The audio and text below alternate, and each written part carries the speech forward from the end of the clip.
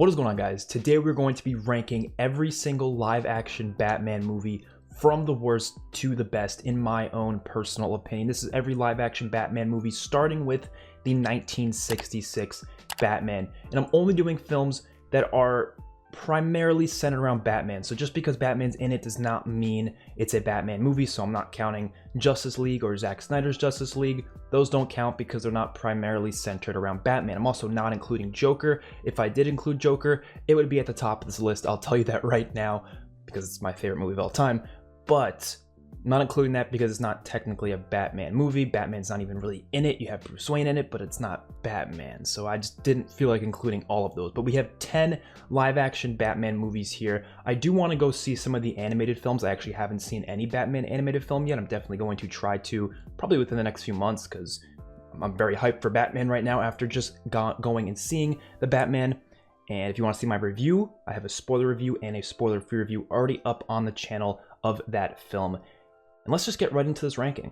Coming in the bottom, the bottom two spots on this list are the only two films I don't really enjoy. I would give them really low scores, but everyone after that I think would get at least a decent score. Last place is going to be Batman 1966. Now, this film is one of those things where it's like, okay, this is going to be enjoyable for someone, and I'm sure back in the 60s this was great. This was probably something that a lot of people enjoyed it because it has pretty high scores for the most part, because I'm sure for the time it was made, people probably loved it. People probably had a great time with it because it does exactly what it's trying to do. It's fun, it's goofy, it's not meant to be taken seriously in any way, shape, or form. I actually just watched it for the first time just this past weekend. I was just not interested though. Like, it just wasn't for me. And this is, of course, my list, so I'm just going to have to put it where I feel like it deserves to get put, and this is where I'm going to put it. Like, I don't find much enjoyment out of it. I think Adam West and his portrayal of Batman was just funny. Like, I don't know, it was funny to laugh at for a little bit, but that's not why I like watching Batman. I don't like to watch it so I can make fun of it. You know what I mean? Like, so I don't really see much enjoyment out of this film because of that. There were some cool, like, set designs and stuff, especially for the 60s. I mean, compared to other things I've seen in the 60s.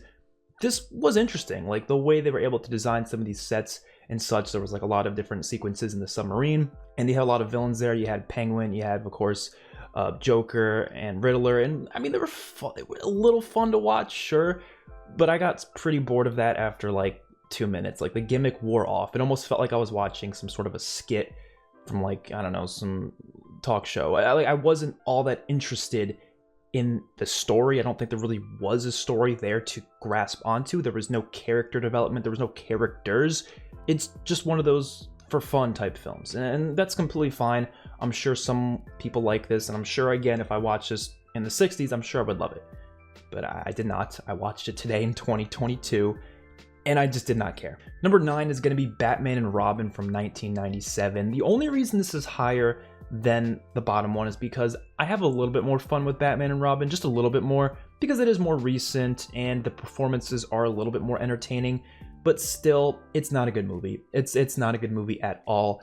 It's got pretty much no substance to it, just like the last one. Like, there's really just no story that's tangible. Like, they have a little bit of something with Alfred they do here, which was a little interesting, but they don't really go far with it. So yeah. And just like the last one, I also think some of the set designs are, you know, cool, but it doesn't feel like a movie. Like, this almost feels like you're watching like a Broadway play, almost like Batman on ice. Like, there actually is a scene where they're ice skating, so actually that's not a weird comparison to make, but it does feel like you're watching some sort of like one of those like Batman on ice type shows. It doesn't feel like a movie in any way, shape, or form. And I don't know, at least it's a little bit of fun. That's the main positive I can think of. It's a little bit more fun than the last one. Uma Thurman as Poison Ivy, I actually don't hate. I actually think she's really cool in the role, but they don't really do anything with her character that's interesting, so that's kind of just worthless. Arnold Schwarzenegger as Mr. Freeze is pretty bad, but like, again, he's at least a little bit entertaining to watch. Bane in this movie is terrible, though. There's nothing redeeming about Bane. I don't even find him entertaining, so that's that. The Batsuit's awful, the dialogue's awful, it's way too over the top, specifically for this version of Batman. So I wouldn't really mind a movie that's really goofy. I wouldn't be for me exactly, but I wouldn't mind it if it was its own thing. But they're setting this in the same universe as the past 3 Batman films, which also came after, the serious Batman, Tim Burton films, which, I mean, were they that serious? I don't know. They were a little more serious than this, at least, and it doesn't feel like it fits in the universe, but it technically is in the same universe, even though it's a different actor for Batman. It's still technically the same universe. That's what they were trying to do here, and it doesn't fit. I don't know what they were doing. There's just nothing to talk about other than that, though, because there's no compelling storylines here. There's nothing tangible that I really find all that interesting. They added Batgirl to it. I mean, sure, the girl from Clueless is in it, and she's cool. I like her, but I don't care about her character. She's just fun to look at because she's attractive. Like, that's all I can say. Like, I don't have any interest in this movie. Neither of these bottom two do I have any interest. I just don't. Number 8 is going to be Batman Forever. So this one I like a lot more than Batman and Robin. There's actually some compelling stuff here, and it actually has a story to it. So this is definitely a big leap from number 9 to number 8, but it's still not that good of a movie. This is still pretty low on my list for a lot of reasons. I think Jim Carrey as the Riddler in this is actually kind of fun. I don't think he's a great villain or anything. I don't think his story is the best story ever, but I actually can kind of hold on to his performance as being something decent from this film. It's Two-Face that I thought kind of sucked. I think Two-Face in this film was terrible, and I don't blame Tommy Lee Jones for that. I don't think it was his fault. I just think the character was just written horribly. Like, there was a lot of goofy dialogue for him, which I just don't think makes sense for Two-Face at all. He shouldn't be goofy. He should be a little bit more serious, and I personally think that would have been a lot more interesting if you had that contrast between a very serious Two-Face and a very goofy Riddler. I think that would have been awesome, but instead they made them both almost like competing to be the Joker. Like, they both had that Joker attitude to them. I think it fit the Riddler, but it just didn't fit Two-Face, and I'm just sitting there like, no, this doesn't work, and that's probably one of my least favorite things about the film. The CGI was also a bit rough. This was like late 90s when they started to experiment with a lot more CGI instead of practical, and they had a lot of terrible CGI in this film that kind of carried over into Batman and Robin. But there's also some cool sets that are fun and wacky, and it's okay, I guess. I like Robin in this film. I think he actually is good. He's actually one of the better parts of the movie. Val Kilmer as Batman, I like his Bruce Wayne, but I don't like his Batman. I think that's my issue with Val Kilmer. His Batman just wasn't very intimidating. His Batman wasn't very interesting. But his Bruce Wayne, I thought actually worked kind of well, and I actually liked his interactions with Alfred in this one, and it kind of focused a little bit on his backstory a little bit and some of the trauma he went through as a kid, and I was okay with that. I thought this at least had some story to it, is what I'm trying to say. Like, at least this had something you can look at and analyze and be like, okay, this has got a story to it. But the bottom two, there was nothing there. It was just, let's just watch a bunch of people punching each other on screen for 2 hours and call it a movie, basically. But this one at least has a story, and I could say it's decent, but it's not that good. It's just decent. Coming number 7 spot is going to be Batman Returns, actually. So I know we're kind of just getting pretty much through all of the older Batman films. I just personally think some of the newer stuff is a little bit better. But Batman Returns is actually, I think, a good movie. Like, every movie from here now is at least good. Batman Returns is a good movie. I loved how this movie kind of shifted everything into a darker direction than what we saw previously. It wasn't like, the dark, everyone kind of sees this as being this really dark, depressing movie. I think it has dark elements to it, but it still has a level of, fun and wackiness that the first Tim Burton Batman film did. But there are some darker elements there. I like the Penguin backstory, for example, is pretty dark. It was, his parents just put him in a box and floated him down the river. Like, stuff like that's pretty dark, but like, I think it fits, and it's actually not an awful backstory for Penguin in this film. Like, Danny DeVito as Penguin, I don't mind. I kind of think he's fun. I don't think he's the best Batman villain ever. He's definitely not high on my list, but he's not low either. He's okay. He's not really intimidating necessarily, but I guess his plan was somewhat intimidating, maybe. I don't know. But I personally think the standout of this film is Michelle Pfeiffer as Catwoman, or Selena Kyle. I think she's the standout of this film. She is probably the best part of this film, to be honest, like even better than Batman.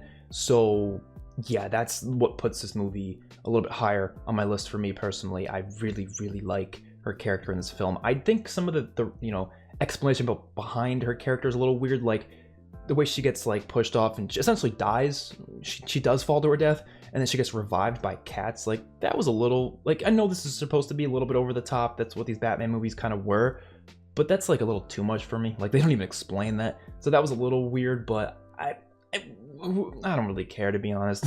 It was still fun watching her go through the thing. Max Schreck as a character, I mean, I liked Christopher Walken's performance, but I didn't really find the character to be that intriguing, so I was not like a big plus for the film. And of course, you still have Michael Keaton's Batman, or Bruce Wayne, still in this film, coming over from Batman 89, and I still feel the same way about him I did in the first one.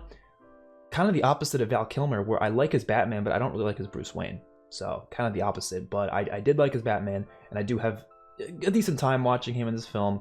And there's some fun set pieces. It has that kind of Christmassy feel to it, and a lot of people call it a Christmas movie because of that, which, yeah, sure, it could be considered one. It does have that Christmassy feel to it. Just like the first Burton film, it definitely feels like one of the most visually pleasing Batman films because of how Tim Burton is able to really make Gotham City feel alive.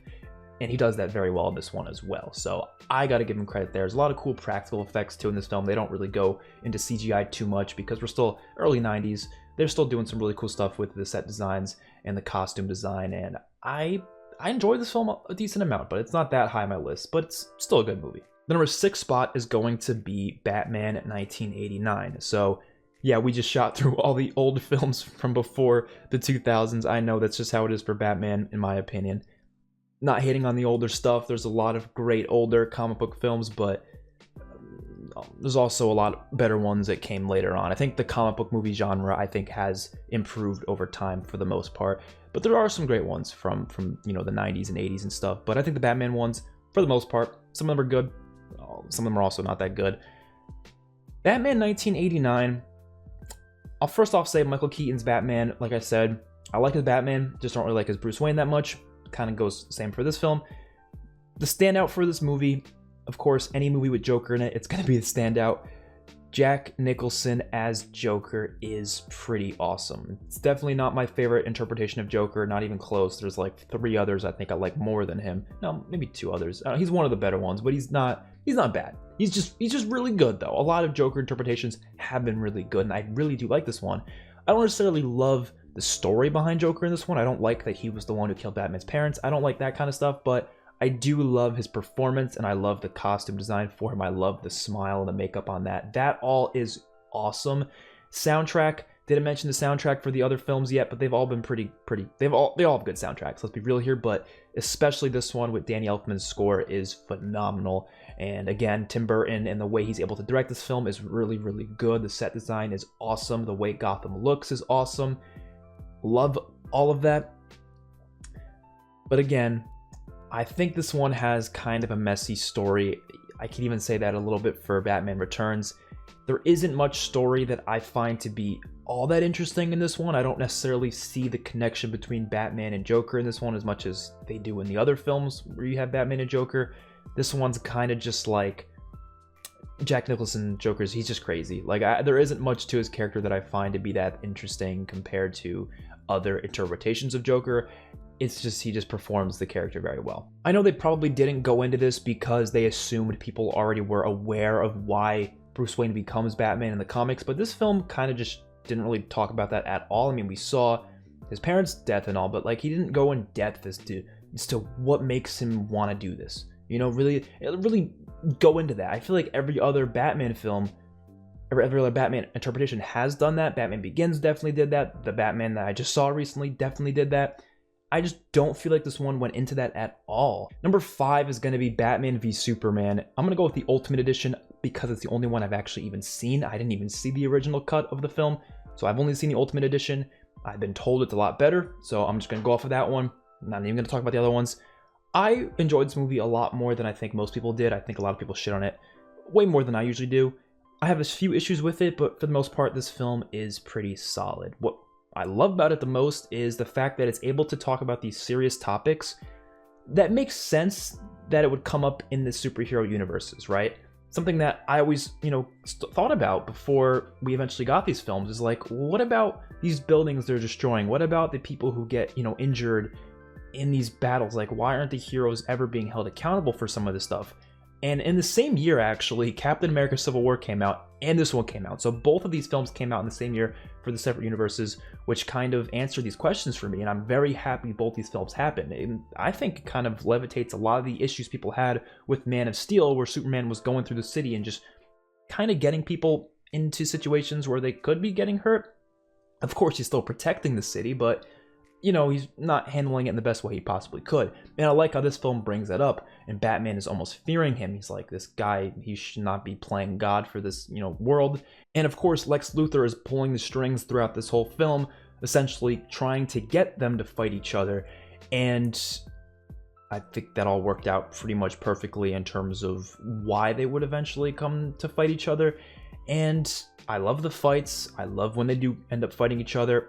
The one issue I think I have with this film, I always have said, I think the Martha scene, not that it's a bad scene, it's just, it could have been maybe not rushed as much. Maybe you could have had the Martha bit thrown in there, and then they fight a little bit more, and then eventually they come to an understanding. Like, I get the purpose of the scene, I get what it is.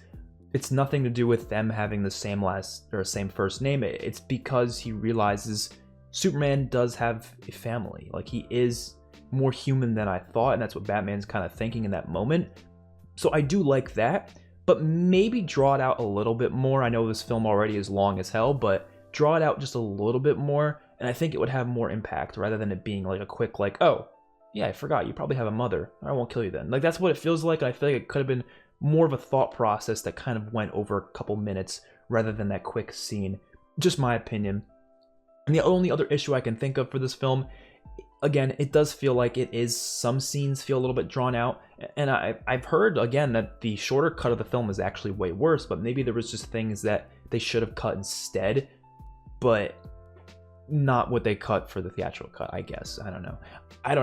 I haven't seen it, so I don't know how different it is, but I do feel like maybe some scenes in the middle could have been just shortened just a little bit, not too much. Like, for example, when they're introducing the Justice League characters in that one scene where Wonder Woman's looking them up and seeing little bits, like, we didn't need those teases for them. You could have just saved that for future films, or you could have just done the right thing, DC, and just had all those characters have their own solo films leading up to Justice League, rather than even bothering to spend a couple minutes teasing them in this film.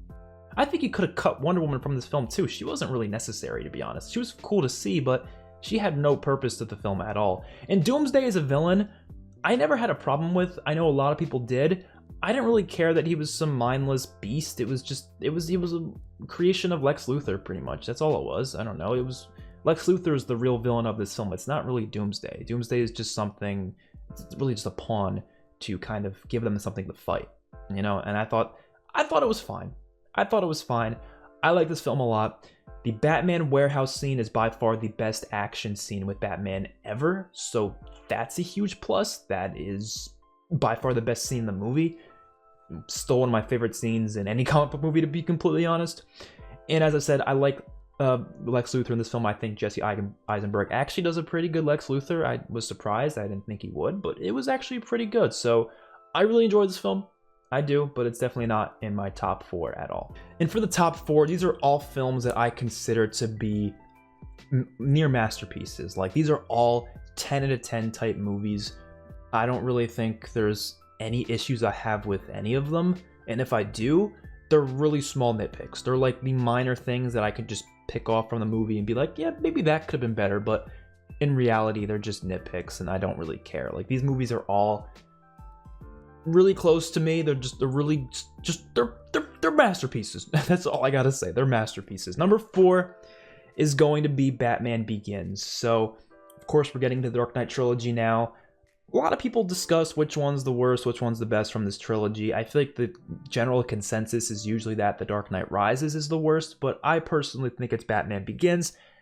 Really for no specific reason other than I just like the other ones more. Like, I don't think this movie's the worst because it's bad. I just don't think it's as good as the other two. That's all. It's incredible though. This is a fantastic movie. This is a great origin story for Batman. By far one of the best origin films for a superhero ever, in my opinion. The stuff with Liam Neeson, training with him, his character, I loved that. And then eventually him becoming Ra's al Ghul as the villain was great. I think he's actually one of the better Batman villains ever. Cillian Murphy as Scarecrow is fantastic.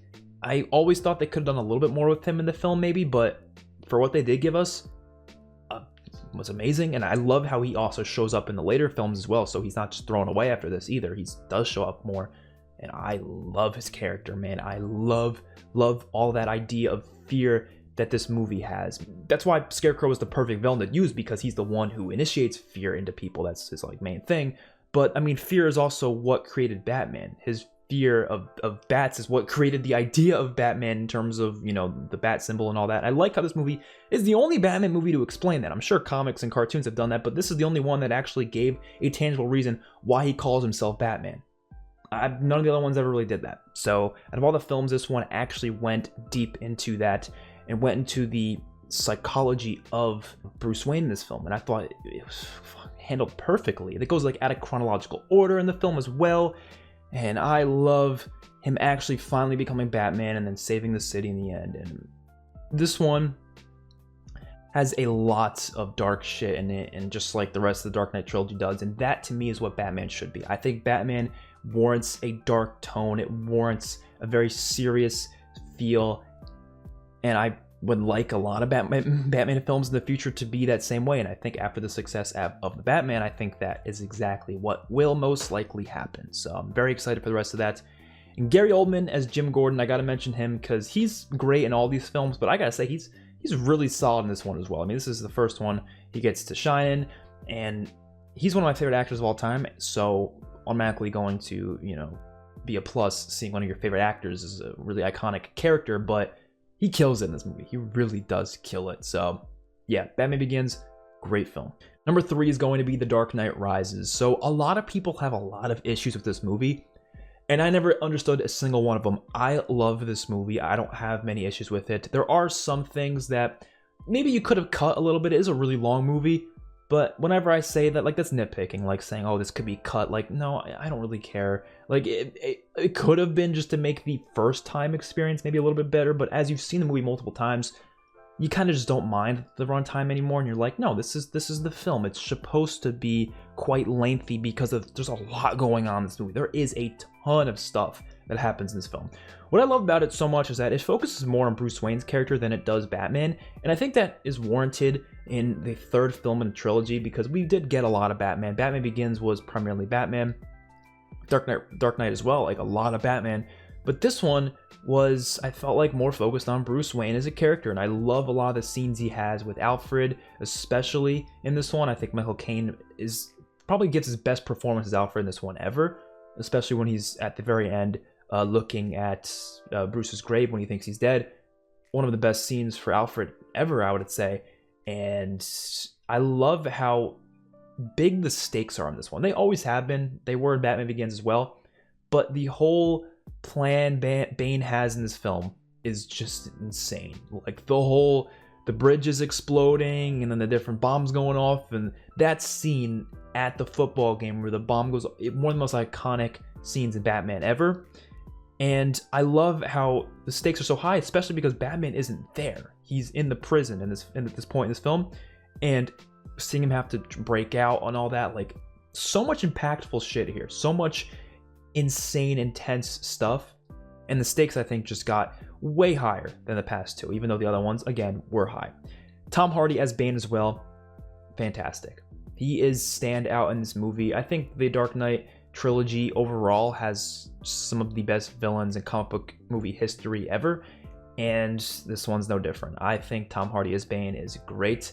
I love his fights against Batman. I think they're all handled very perfectly. They're choreographed very, very well. I don't think necessarily the Dark Knight trilogy was the best in terms of action. I don't think it's bad because I don't think the action is really the main focus of a lot of these films.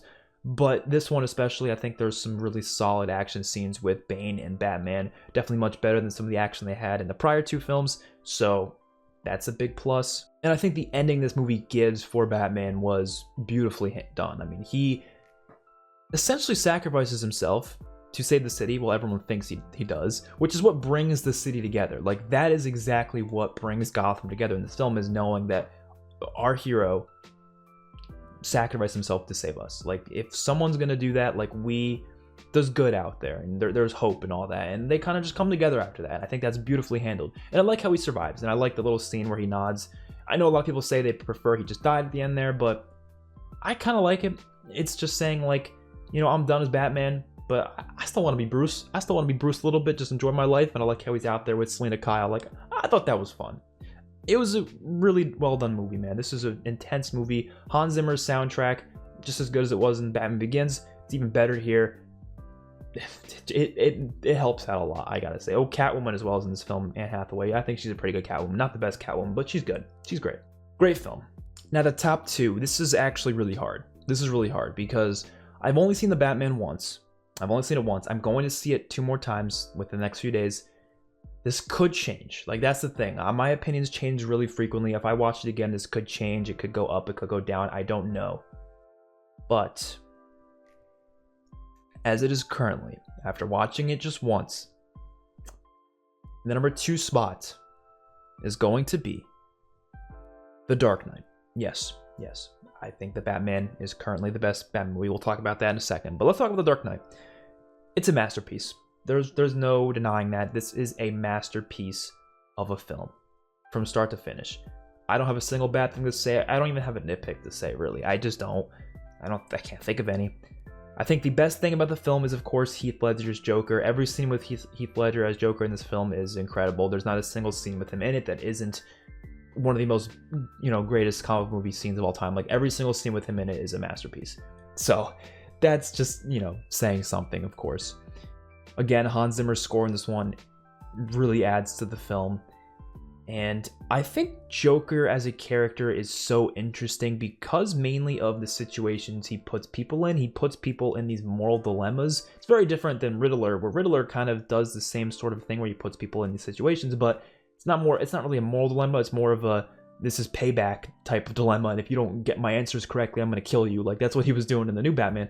But in this one, it's more of like a moral thing. He's trying to make a point, right? It's about sending a message. That's what he says in the film. It's not about the money. It's about sending a message. He's all about the message. That's all Joker is. He just wants to get a point across. So he's always trying to prove, different arguments he has just by putting people in these situations. And I absolutely love that. And it's brilliant, the plans he has in this film and all the things he does. And a lot of it's just insane. Like, it makes for some really intense scenes, just like every other Dark Knight movie where there's really intense things these villains are doing that really makes these stakes insanely high. And because this movie is more grounded and gritty like the other Dark Knight films, it does feel more intense to the viewer.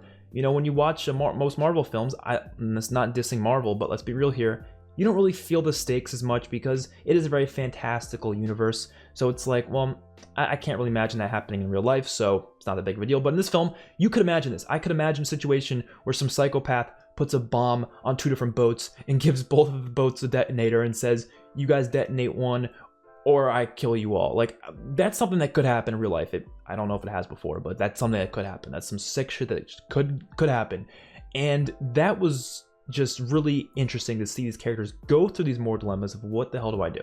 What the hell do I do? And it's all part of him trying to prove Gotham's corruption, all trying to prove that people are shit. And he really wants to, but a lot of the times he can't get it done because some people do prove him wrong. In that boat sequence, for example, no one did it. So he proved him wrong. They proved him wrong. And I love that. And there's a lot of other situations he puts people in, of course, with Harvey Dent and Rachel.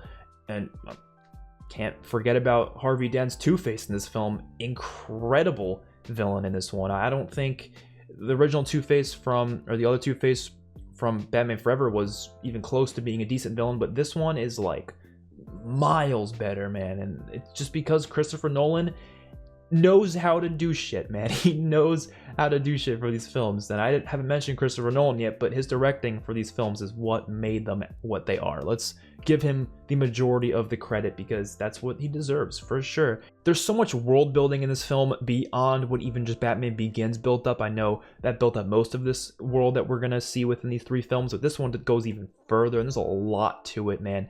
A lot to this film. I haven't even mentioned Lucius Fox, played by Morgan Freeman, yet, but he's been a great part of these 3 movies as well. He's very prominent in this one. A lot of cool gadgets Batman uses in this one, of course, too. Like, there's so many iconic scenes, so many iconic sequences. I can praise this movie all day. It's a fantastic movie. What else is there to say, really? In the number 1 spot, I think this has potential to change, but of course that is the Batman from 2022. I think this has potential to go down. It does, because I am in the honeymoon phase right now. I just watched it, so I'm still very excited for it and stuff. I'm going to see it again as well. But I don't know. Maybe I'll like it more after seeing it again. Maybe I won't. It depends. This could change.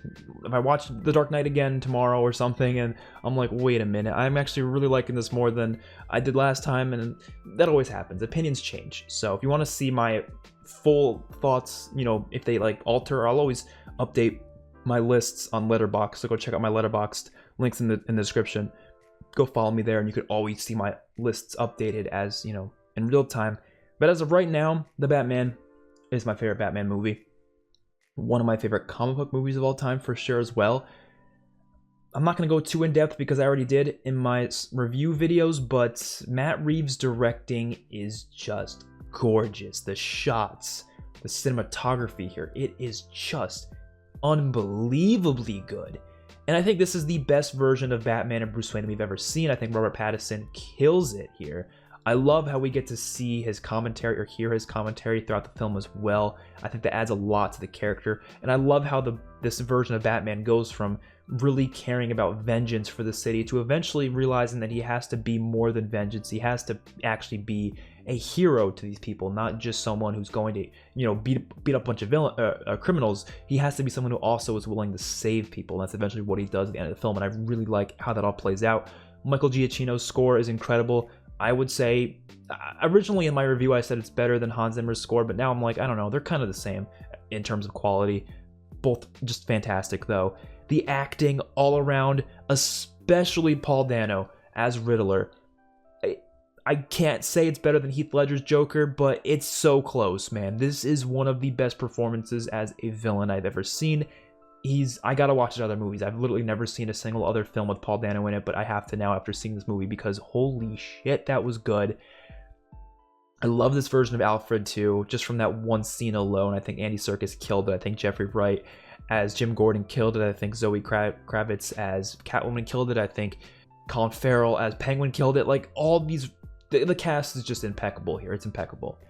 The whole detective noir feel to this film is exactly what I think it should have been and exactly what it was. So that is a huge plus. The detective side of Batman was never really focused on all that much in prior films, so I'm very glad this film really went hard with that detective side of Batman. It is very much a character-driven film as well. The action is not prominent here at all, which I think, again, is what it should be. If you're an action junkie, this will not be your favorite movie, for sure. This will not be your favorite Batman movie. But as someone who prefers character-driven films, I love this movie because that's all it is, man. It is character-driven up the wazoo, man, and I absolutely love that. And this whole plan Riddler has for this film just felt like a typical, you know, Batman villain type mischievous plan, but it's dark, man. The way it all plans out, and it works until Batman stops it in the end, but it all works to a certain degree where a lot of people do end up dying here. And again, he's trying to prove corruption of the city, which Batman knows the city's corrupted. He's trying to stop that corruption, but they're just going about stopping it in very different ways. And I like that contrast that this film very beautifully portrays in this movie. So as it is, Batman, the Batman, it's my favorite Batman movie.